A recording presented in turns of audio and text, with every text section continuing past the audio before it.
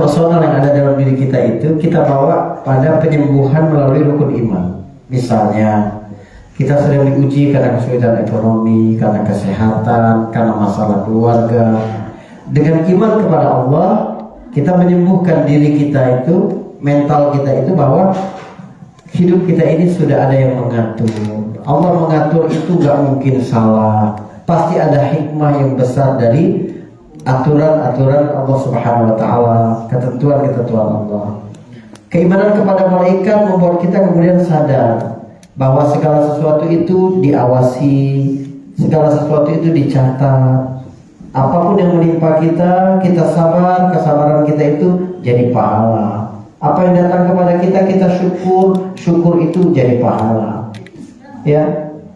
Dalam kaitannya dengan iman kepada Al-Quran menimbulkan harapan dalam diri kita, ya, bahwa selagi ada Al-Quran dalam kehidupan kita, dia menjadi obat bagi batin kita. Ya, wa nunazzilu minal Qur'ani ma huwa syifa. Dia menjadi obat bagi jiwa kita. Begitu juga iman kepada Rasul. Kita lihat bagaimana Nabi dulu dicintai oleh Allah, tapi diuji oleh Allah. Mustahil kita ini berharap hidup tanpa ujian, mustahil. Kalau kamu masih hidup di dunia berarti kamu masih diuji. Kalau tidak mau lagi ada ujian di akhirat nanti. Di situ cuma ada pembalasan. Jadi kita di dunia ini darul bala, tempat diuji, di akhirat nanti baru darul jaza, tempat dibalas. Jadi ada harapan dalam diri kita ketika kita memperoleh kebaikan, ketika kita memperoleh kesulitan-kesulitan. Semuanya tidak sia-sia di mata Allah Subhanahu wa Ta'ala. Ya, mungkin ada Ibu, silakan Ibu, insyaallah. Barakallah. Assalamualaikum warahmatullahi wabarakatuh. Waalaikumsalam warahmatullahi wabarakatuh. Agak lain boleh ya? Masya Allah. Agak lain judul film, Bu. Agak lain. Mau bertanya, maksudnya selama bulan puasa itu terakhir bulan puasa, kadang saya suka bimbang. Di satu sisi ibu saya, di satu sisi anak saya. Saya ingin bawa anak saya ke masjid, tapi ibu saya misalnya bikin kue. Jadi saya bingung. Kalau saya di rumah anak saya nggak dibawa ke sini, tapi kalau anak saya dibawa ke sini, saya nggak bisa bantuin ibu saya. Itu yang mana yang dipilih? Tapi saya pilihnya ke masjid. Apa saya salah? Iya. Tanya saya. Ya. Jadi gini, Bu. Kaidah para ulama ketika menjawab pertanyaan, gitu ya, mereka lebih mendahulukan tariqatul jam'i baru tariqatul tarjih. Tariqatul jam'i itu adalah akomodatif. Kalau tarjih itu adalah eliminatif. Kalau bisa dilakukan keduanya, siasati bisa melakukan keduanya. Kan membuat kue itu prosesnya bukan hanya memasukkan cetakan-cetakan kue ke dalam oven saja, bukan. Misalnya membeli tepungnya ke toko, menyiapkan segala sesuatunya, atau mengadonnya yang tidak meninggalkan, tidak bersamaan dengan waktu sholat, kita lakukan itu. Sehingga kita tetap bisa ke masjid, ngajak anak ke masjid, dan ibu tinggal sisa bagian yang belum bisa kita lakukan karena terbatasnya waktu. Misalnya gitu. Jadi kalau dua kebaikan bisa kita lakukan, jangan kita eliminasi satunya demi yang lainnya. Selagi bisa, dua-duanya. Sama dengan orang berkata, gimana hukumnya orang pergi umroh berulang-ulang? Ya, lebih baik dia memberi sedekah kepada orang-orang yang tidak mampu. Kenapa Anda kemudian mengatur-ngatur uang orang lain? Bukan berarti dia pergi umroh itu dia tidak membantu orang lain. Umroh itu janji dari Nabi, ya. Umroh kepada umroh, haji kepada haji, itu menghapus kemiskinan dan dosa. Seperti api menghilangkan karat dari emas, perak, dan besi. Jadi dengan pergi umroh, dia tidak menjadi lebih miskin. Habis hartanya tidak, pasti Allah ganti berarti. Ganti itu dia bisa infakkan kepada orang lain. Kita nggak tahu amalan orang seperti apa, lalu seuzon orang pergi umroh terus nggak bantu saudara dia. Entah sudah sebanyak apa. kita yang nyinyir belum beribadah. Jadi selagi bisa dilakukan dua-duanya kita lakukan. Begitu ya. Atau hari ini jangan bikin kue di rumah, besok ya. Besok aku ke masjid, hari ini ke masjid. Besoknya kita bantu ibu. Misalnya memang seperti itu. Jadi selagi bisa kita lakukan keduanya, kita lakukan keduanya. Begitu. Wallahu a'lam bishawab. Masya Allah. Silakan ibu.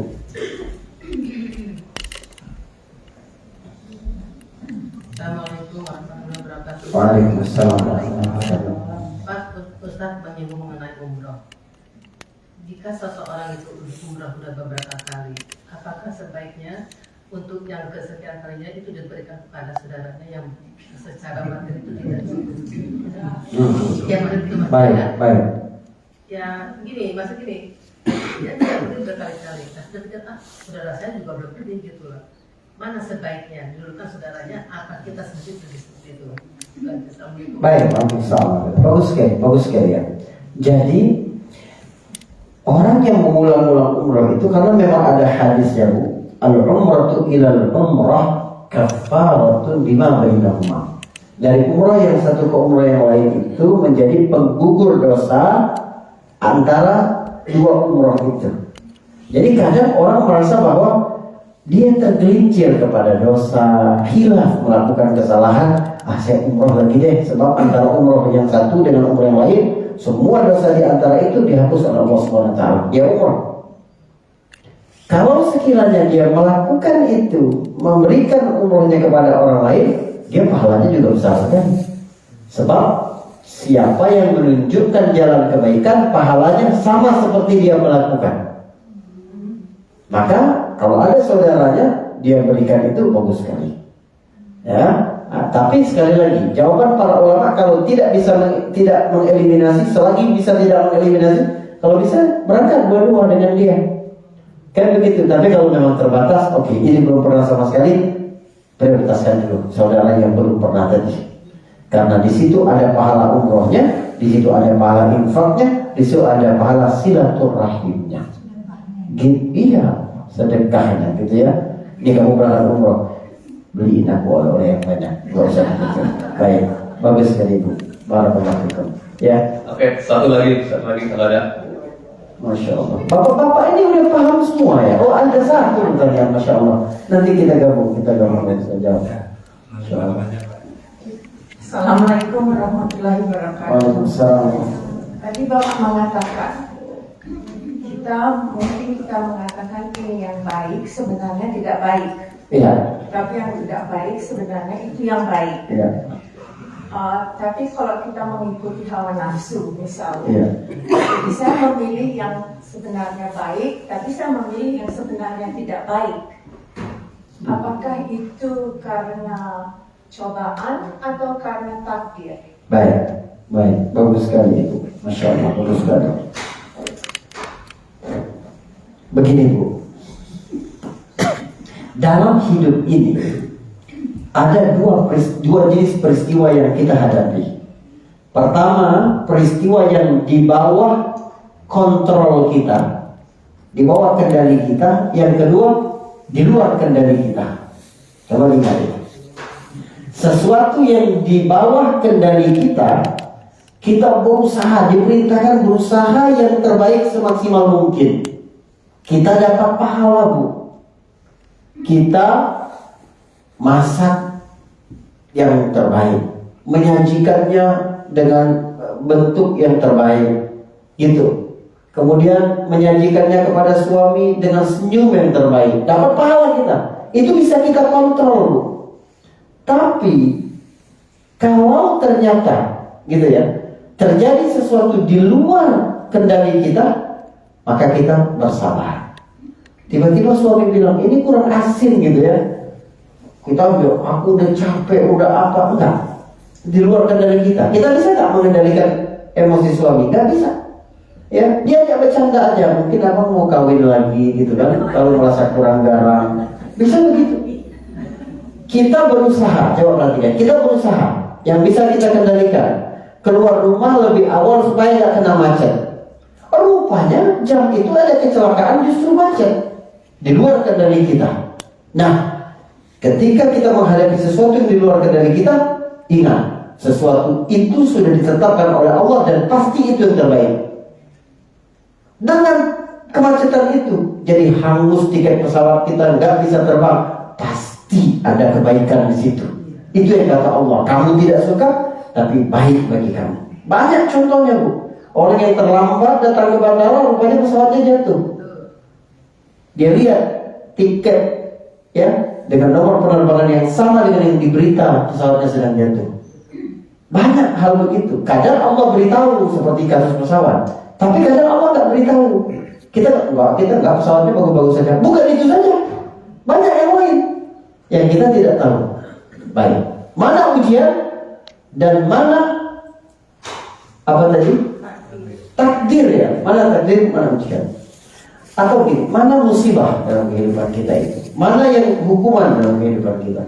Saya berikan contoh begini. Ada 2 orang keluar rumah.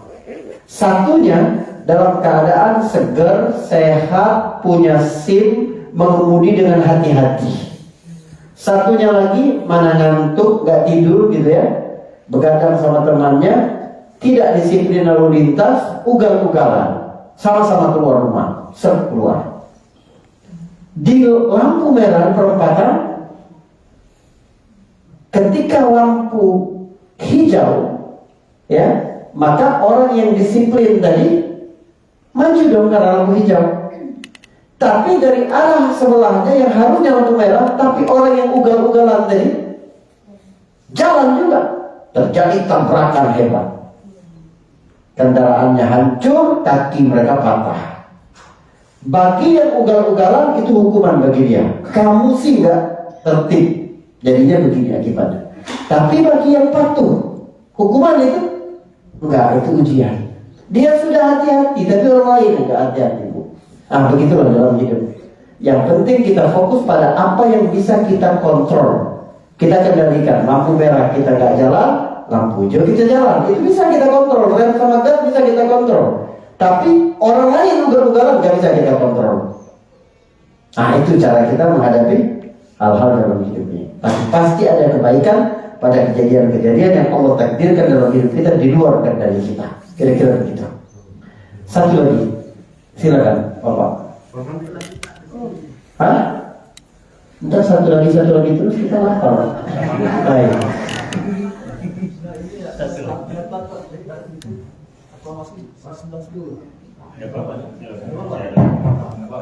Assalamualaikum warahmatullahi wabarakatuh. Baik. Maksud saya nama cuma hanya bertanya bahwa kira-kira kesemuanya itu kalau kita semua tergantung kepada Allah, itu apakah tidak menjurus kepada dengan teologi Jabariyah? Baik. Dan kemudian seperti tadi Bapak juga jelas mengenai bahwa Allah itu sama, kan? Allah itu tempat yang orang semua bergantung kepada. Baik. Tapi dalam ayat lain juga Bapak akan menjawab atau takwil seperti ini. Seperti kayak qul ansurullah atau intansurullah yang surkum. Ya kan? Ya. Allah Ta'ala minta pertolongan. Ya. Sebaliknya ayat dari Israel qul ansurullah. Maka Bapak akan menjawab, kira-kira kalau itu berlaku juga dengan ayat lain seperti kayak Allah Arsy. Ya. Arsy. Ya. Ar-Rahman dan Arsy Allah. Ya. Kemudian mungkin dalam sektor paham-paham salafiyah atau ini tidak terima kira-kira. Dan juga Bapak juga menyinggung tentang soal ateis, dan ateis juga mungkin ateis itu deklarasi kita itu sebetulnya sudah la ilaha, tidak ada Tuhan pertama ya kan. Jadi kemungkinan yang saya pernah alami di jalanan itu orang-orang yang ateis itu kira-kira lebih mudah menerima agama kita karena la ilaha itu kan satu age, tidak ada Tuhan. Kemudian setelah itu baru ditutup dengan illa Allah. Daripada orang-orang yang mencukupkan Tuhan itu lebih susah dipahami yang kita mungkin blank. Tapi yang tiga Tuhan ini Trinitas semua itu lebih susah juga yang saya pernah alami. Baik Bapak, Masya Allah, bagus sekali. Pertama begini ya, Jadi ada dua aliran besar dalam Islam. Yang pertama adalah Qadariyah, yang kedua adalah Jabariyah. Dalam urusan takdir, Qadariyah itu berkata bahwa manusia yang meng-create takdirnya sendiri. Allah gak ikut campur. Allah menciptakan kita lalu ninggalin kita, terserah kamu. Tapi ada lagi Jabariyah, bahwa kita ini semuanya dalam kendali Allah, sehingga apapun yang dilakukan kita gak bisa disalahkan, karena Allah semua. Bikin kita maling, bikin kita berzina, bikin kita mabuk, Allah semua. Ahli sunnah di mana? Pertengahan itu, ya, bahwa manusia diberikan kebebasan untuk memilih. Ini jalan kebaikan, ini jalan keburukan. Makanya ada hukuman dan ada surga, ada pahala. Tapi segala sesuatu yang dilakukan oleh manusia, Allah sudah tahu semua, Pak. Dalam ilmu Allah semua. Dan tidak mungkin sesuatu terjadi kecuali atas izin Allah. Izin Allah lah yang membuat manusia memiliki kehendak baik dan kehendak buruk. Tapi Allah tidak maksa. Karena Allah tidak memaksa, maka ada hukuman dan ada reward dari Allah Subhanahu wa Ta'ala. Itu secara singkat, karena udah lapar. Yang kedua adalah tentang ateis dan orang yang sudah beragama. Sebenarnya sama, Pak. Sebab yang satu dari tidak ada menyebutkan ada Allah, yang satu lagi tinggal mengeliminasi aja. Yang dua ambil yang satu. Sama, Pak. Bahkan dalam konteks dakwah Nabi SAW, lebih mudah ahli kitab sebenarnya yang menerima Islam. Maka disebut dalam Al-Quran, sebagian ahli kitab itu ada yang berlinang air mata mereka ketika mendengar ayat-ayat Allah. Kenapa? Karena sebenarnya dalam kitab mereka nggak ada konsep itu. Itu baru dibuat-buat setelah Nabi Isa AS wafat. Baru dibuat-buat setelah itu. Jadi dasar-dasar teologi mereka sebenarnya sama dengan kita. Karena semua dakwah Nabi adalah dakwah tauhid. Tapi rasa iri karena bukan dari Bani Israel, rasa sombong, ya, kemudian rasa curiga, rasa tidak mau belajar, membuat manusia terhalang dari hidayah. Baik dia itu karena syirik atau karena ateis tadi, ya, atau kafir, syirik atau kafir, ya. Mungkin itu. Semoga Allah SWT terus menjaga kita semua, ya. Bapak Ibu semua yang dirahmati Allah Subhanahu wa Ta'ala. Barakallahu fikum. Assalamualaikum warahmatullahi wabarakatuh. Terima kasih kepada Ustaz yang telah memberikan tausiahnya. Boleh nggak, Pak? Masya Allah, silakan. Boleh Pak Joko? Boleh ya? Pak Joko yang ini. Pak Joko bilang boleh.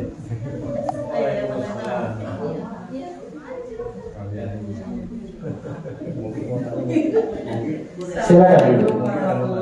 Waalaikumsalam warahmatullahi wabarakatuh. Baik. Ini ceritanya dari teman-teman semua ini Pak Ustadz. Nah itu katanya kenapa ceramahnya Ustadz itu terlalu pendek gitu loh. Masya Allah.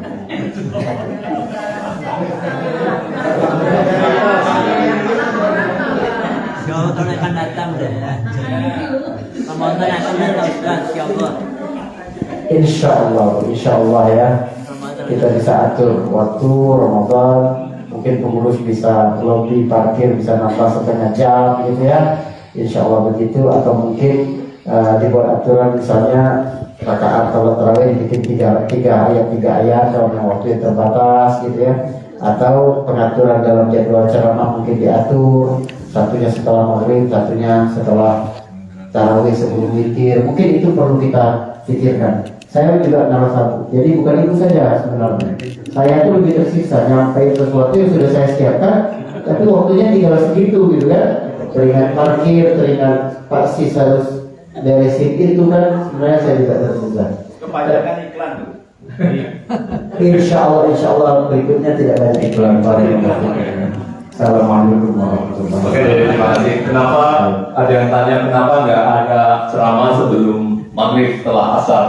Karena yang tahun-tahun lalu ketika ada ceramah itu yang datang itu cuma yang nyiapin speaker sama ustadznya. Jadi tahun ini kita tidak ada kan. Jadi kalau tahun depan di sana ibu-ibu komit datang sebelum maghrib, Iya, ada kan? Kalau dibalik Pak Haji, dibalik sistemnya. Jadi waktunya sholat taraweh langsung Ustadz yang dari Indonesia yang ceramah, jadi lokal waktunya dikasih yang di awal, biar waktu itu bisa maksimal gitu. Nanti kita diskusikan.